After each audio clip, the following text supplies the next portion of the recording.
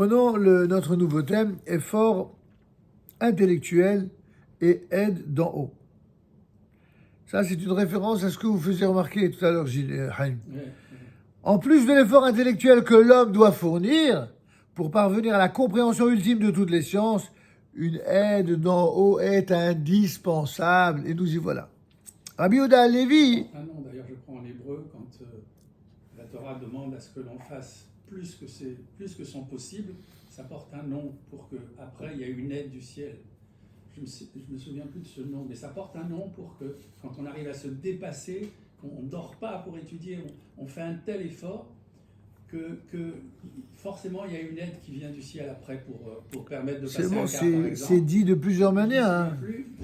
C'est dit de plusieurs manières. Il y a le midrash très célèbre que nous citons souvent, qui est une démonstration du Ramban pour expliquer qu'on a l'obligation d'être comme Abraham, Isaac et Yaakov. Et il pose lui-même la question à son affirmation. Et si tu t'étonnes en me rétorquant, mais comment peut-on nous comparer à Abraham, Isaac et Yaakov? Il dit, mais après 120 ans, quand Dieu va nous interroger, il ne va pas nous demander est-ce que tu as été comme Abraham, Isaac et Yaakov? Il va demander est-ce que tu as été toi, Abraham, ou toi, Yitzhak, ou Zevouloun, ou Yosef, ou Shlomo, ou Moshe, peu importe. Est-ce que tu as été toi, comme Abraham a été Abraham, comme Yitzhak a été Yitzhak, ou comme Yaakov a été Yaakov? À savoir, est-ce que tu es allé jusqu'au bout de tes capacités, de tes virtualités, de tes potentialités, de ta force et de tes compétences? Est-ce que tu as été jusqu'au bout des efforts nécessaires pour mettre en valeur la totalité de ton être au service de la recherche, de la connaissance ou l'acquisition d'un savoir? Est-ce que tu as été jusqu'au bout exactement comme Abraham et Jacob l'ont été? Et à ce moment-là, si la réponse est oui, bon, là. Si c'est pas le cas, alors là, tu auras des comptes à rendre. Parce que c'est ça ce que Dieu nous demande. Il ne nous demande rien de moins que cela. C'est pas simple. Il ne nous demande pas de faire les choses à moitié. Eh oui. Mais c'est simple pour personne. Votre serviteur, il n'est pas différent des autres sur cela. Dans tous les domaines, comme ça. Dans tous les domaines, oui. Sauf que dans tous les domaines... Oui, mais dans tous les domaines... Non, j'entends bien, mais dans tous les domaines... Et tout le monde ne dit pas qu'il en est ainsi pour tous les domaines. C'est pas vrai. Un sportif de haut niveau, il comprend que pour être un sportif de haut niveau, il doit aller jusqu'au bout de ses capacités. Mais il n'y a aucun sportif de haut niveau qui va dire à quelqu'un qui est un coureur du dimanche, vous comprenez, ou quelqu'un qui fait son petit jogging gentiment le matin, que il doit donner son maximum. Le maximum, il est uniquement, écoutez bien, le maximum n'est exigé que pour les élites, que ce soit les élites d'une armée, les élites de la police, les élites des combattants, les élites dans l'expression musicale ou voire théâtrale, les élites dans la connaissance de la science, et ce que c'est moi dans les mathématiques. On peut comprendre que les élites, c'est justement ce à quoi on les encourage pour être au top. Sauf que nous, peuple d'Israël, c'est ça le chidouch du Ramban, c'est que nous sommes un peuple d'élite, pas dans le sens de tous les antisémites qui croient qu'on se prend pour plus grand et pour meilleur que tout le monde. On n'a rien choisi. C'est Dieu qui nous a choisis. C'est Dieu qui nous a exigés. Dieu nous a exigé d'être ce peuple d'élite. Pourquoi? Parce qu'on a un rôle absolument fantastique, qui n'est pas celui de gouverner, de dominer les autres ou de se prendre pour mieux que les autres. On a l'obligation d'être réceptif de ce qu'il y a de plus, qui est au sommet de la connaissance, de la science, de la compétence, de l'exemplarité, aussi bien d'après les valeurs de la Torah, mais même d'après les valeurs qui proviennent du meilleur de ce qui existe chez les nations. Un juif, un bon juif, c'est pas juste un juif qui est pieux, même si c'est très respectable évidemment pour un juif d'être pieux. C'est un juif qui, avec la même piété avec laquelle il va servir son Dieu, il va respecter les commandements, il va veiller à remplir son être, sa connaissance, ses compétences, ses capacités de ce qu'il y a de meilleur chez les goïms. Et pas du tout pour les étouffer. C'est exactement le contraire qui est vrai. Lorsque les goïms, dans leur maladie, quasi, comment dirais-je, dans leur ADN, de jalousie vis-à-vis du peuple élu. Si au lieu de nous jalouser au point de nous faire du mal, de nous brûler, de nous massacrer, de nous haïr, de vouloir nous faire passer par la cour pénale et nous traiter de toutes les pourritures que eux ont fait pendant 3000 ans, et de faire comme si nous... Pourquoi ils nous haïssent comme ça? C'est parce qu'ils ne supportent pas de voir que nous sommes les seuls qui avons pour ambition, en fin de compte, d'être un bon exemple, d'être les meilleurs au profit de l'humanité entière. Ils ne supportent pas. C'est de la jalousie pure et simple. L'antisémitisme, ça n'est rien d'autre que de la jalousie. Rien d'autre. Dans tous les domaines, ils sont jaloux. Dans tout le domaine, c'est là. Alors, il peut y avoir des exceptions.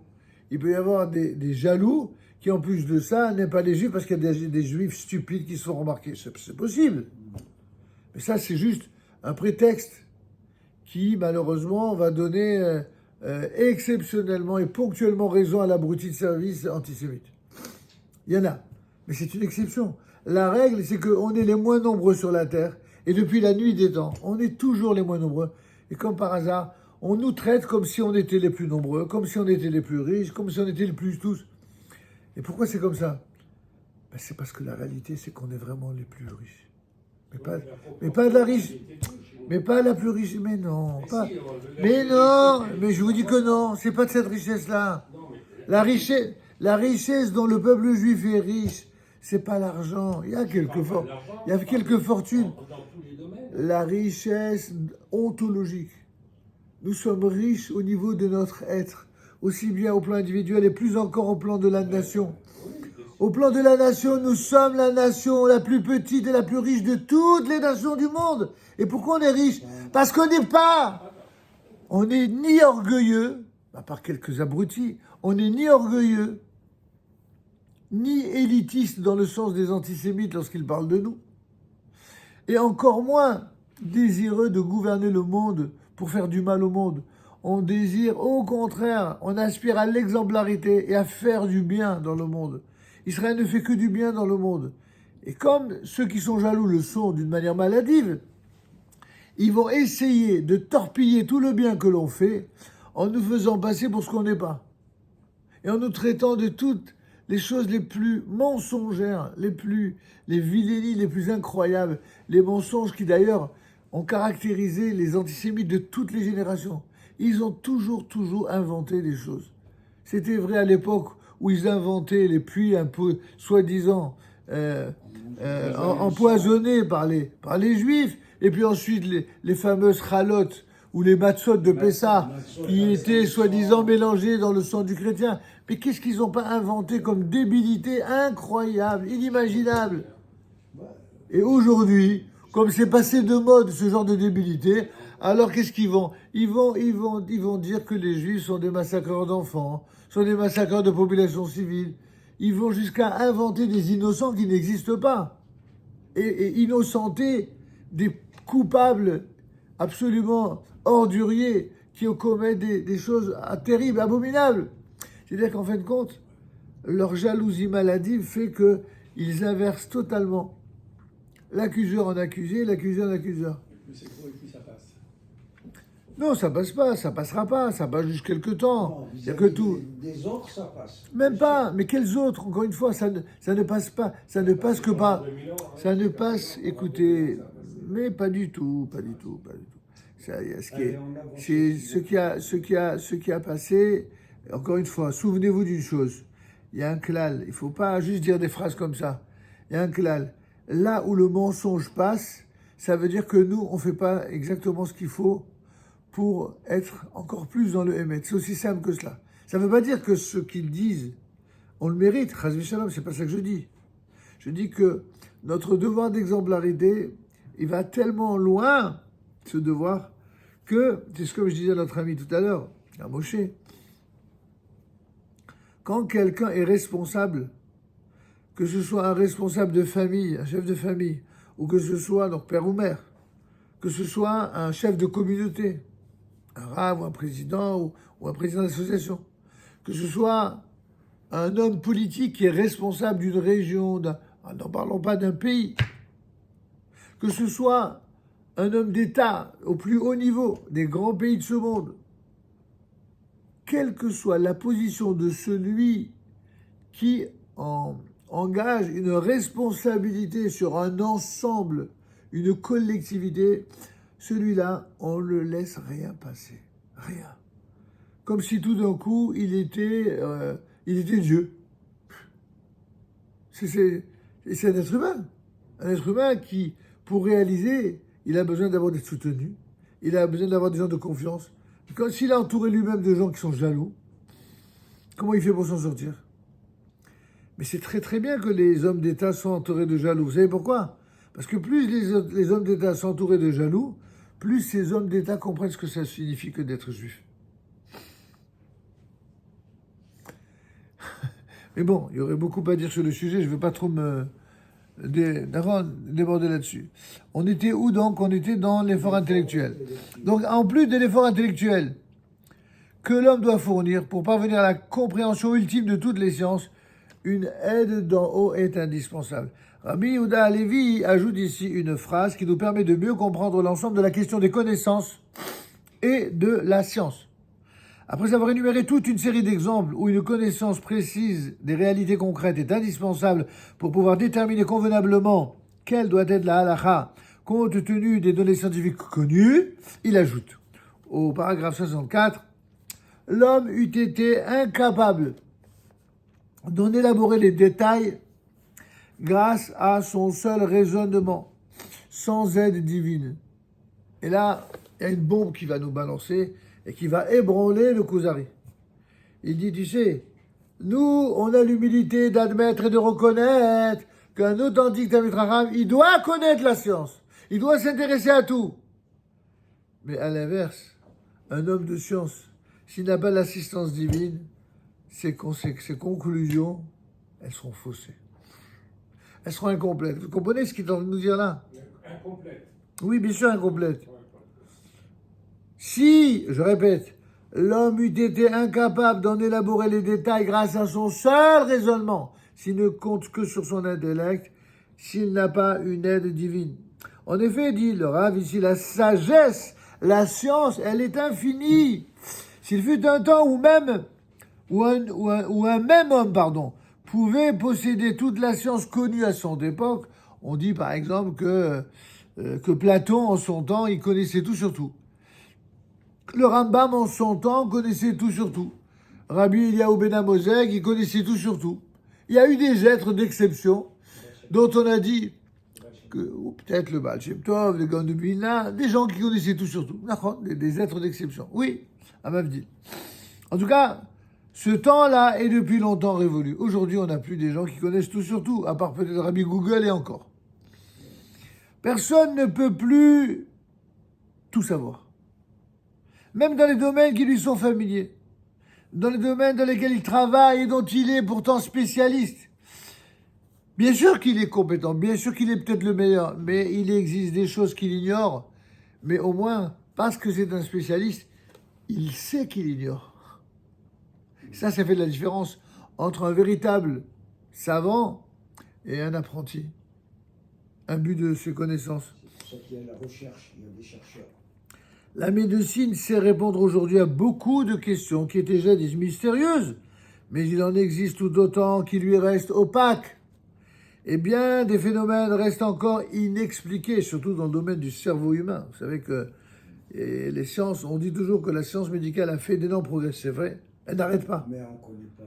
Mais il y a des domaines, et notamment dans le domaine du cerveau, où le nombre de régions inexplorées, de compréhension totalement opaques, les plus grands médecins vous le diront.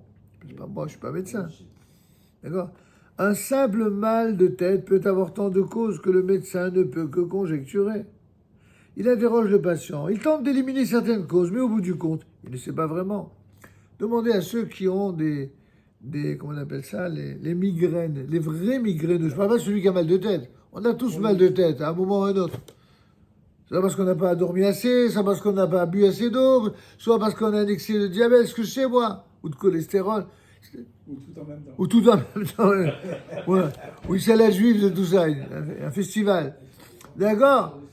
Mais dites-moi, attendez, quelqu'un qui a des migraines, que Dieu vous en préserve. J'ai connu ce que c'était. Chronique, hein. Des vrais migraineux chroniques. Ah, c'est une torture. Bien sûr, Torture. bien sûr. Et le gars, il va voir le plus grand spécialiste. Rien. Ils peuvent rien faire. Ils vous disent, ils peuvent rien faire. Ils savent pas. Ils savent pas comment traiter. Que va-t-il bien pouvoir faire, puisqu'il ne sait pas vraiment? Il va d'abord prescrire un antalgique, Kamouvan, évidemment. Le plus urgent semble être pour le moment de supprimer les effets immédiats, à savoir la douleur. Si au moins ça peut pas calmer la douleur. Et puis il va prescrire des examens, des analyses, pour voir dans le sang si quelque chose permet de déterminer éventuellement l'origine, la cause de la chose. Maintenant, si la douleur persiste, on prescrira d'autres pilules plus puissantes, un traitement plus adéquat. On fera des examens plus poussés. Et on espérera que ça ira mieux. En tout cas, que la douleur passera. Et tous les médecins sérieux et honnêtes vous le diront. En fin de compte, on sait très peu de choses. Je me souviens de cet enseignement que j'avais entendu un jour d'un Talmid Chacham qui avait dit au nom du Chazon Ish, le fameux Chazon Ish de Bnei Brak, que quand on lui disait, quelqu'un lui avait dit un jour, vous savez, c'est vrai qu'il faut voir les grands médecins parce qu'ils savent des grandes choses, mais les petits médecins, bon, ils savent quand même des choses, mais... Et le Chazon Ish leur répondait droit dans les yeux avec un regard perçant. Les grands médecins, ils savent des petites choses. Et les petits médecins, ils savent rien. Bon, c'était dans son style un peu incisif. C'est une manière de dire que je ne crois pas que la science, elle découvre tellement de choses que cela, dans certains domaines en tout cas. Il y a des domaines où Bémet, ils ont fait des progrès magnifiques. En tout cas, tous les médecins sérieux, eux, vous le diront, on sait très peu de choses. Mais il existe parmi les médecins certains qui ont un sens particulier, en plus de la connaissance, ce que d'aucuns appellera l'intuition. Ils ont une intuition inexplicable qui les aide à identifier chaque fois le problème exact. Le simple fait de connaître, d'identifier le problème, de bien faire le bon diagnostic, déjà, hein, ça leur permet d'avoir une longueur d'avance sur les autres médecins. Ça, dit le Rav, c'est un don divin qui aide ce médecin à être le meilleur dans son domaine. Parce que sauf Kolsov, ils ont fait les mêmes études de médecine. Parfois, il y en a même d'autres qui étaient plus brillants. Seulement voilà, il se trouve que c'est lui qui trouve, pas les gars qui sont plus brillants. Science du diagnostic. Exactement. Et lui-même ne sait pas comment l'expliquer, je sais pas. C'est comme ça que je ressens. Cela est vrai dans tous les domaines de la science et de la sagesse.